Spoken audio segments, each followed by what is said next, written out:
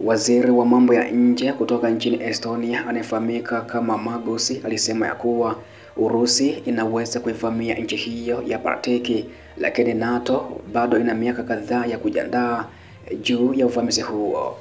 Japo rais wa Urusi Bwana Vladimir Putin amekanusha mara kwa mara madai ya kwamba Moscow ina mipango yoyote dhidi ya wanachama wa NATO kuwa upuuzi unaolenga kuwatisha watu wa Ulaya Magharibi na kuhalalisha ongezeko kubwa la matumizi ya kijeshi. Katika mahojiano na French 24 siku ya Ijumaa wiki iliyopita, waziri huyo anayefahamika kama Margus alidai ya kuwa wana miaka kadhaa ya kujiandaa kwa uwezo kamili wa uvamizi wa Urusi kuwa tayari kwenye mipaka ya jumuiya hiyo. Kama mataifa mengine ya Baltiki, Estonia pia imekuwa mojawapo ya waungaji mkono wa sauti wa Ukraine, huku ikitoa wito wa silaha zaidi kwa Kiev na shinikizo la vikwazo dhidi ya Moscow. Nchi hiyo imetoa usaidizi wa kijeshi wenye thamani ya karibu paundi milioni 500 au zaidi ya 1.4% ya pato la taifa kwa Kiev tangu mwezi Februari ya mwaka 2022.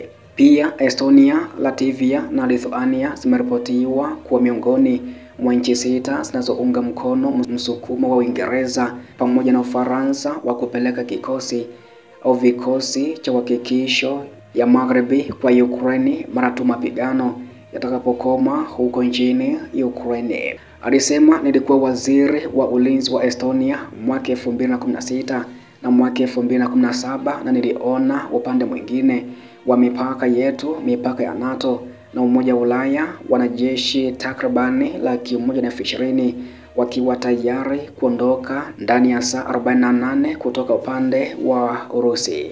Hata hivyo, kwa sasa ni haina kitu upande wa pili wa mipaka yetu kutoka upande wa Urusi kwa sababu Urusi kwa Ukraine. Waziri wa mambo ya nje kutoka nchini humo Estonia aliweza kunukuliwa hivyo. Aliongeza kuwa lakini wanachoona ni ya kwamba Urusi inawekeza sana kwenye miundombinu ya kijeshi hata kwa kiwango kikubwa kuliko ilivyokuwa hapo awali. Kiongozi huyo aliongeza hivyo. Kulingana na Margus, pia alidai Moscow ina mpango wa kuhamisha wanajeshi labda kwa kiwango kikubwa zaidi katika siku zijazo hadi ng'ambo ya mipaka yote, lakini hawazungumzii mpaka wa Estonia, wanazungumzia NATO kwa ujumla. Alipendekeza kuwa ikiwa rais wa Urusi Vladimir Putin angependa kujaribu NATO katika eneo lao, anadhani gharama yake itakuwa kubwa sana kutokana na kutumwa kwa kudumu kwa wanajeshi wa jumuiya hiyo katika mataifa Baltiki na kuongeza matumizi ya ulinzi na nchi wanachama katika miaka ya hivi karibuni na kujumuishwa kwa Finland na Uswizi katika NATO mwaka 2023 na mwaka 2024.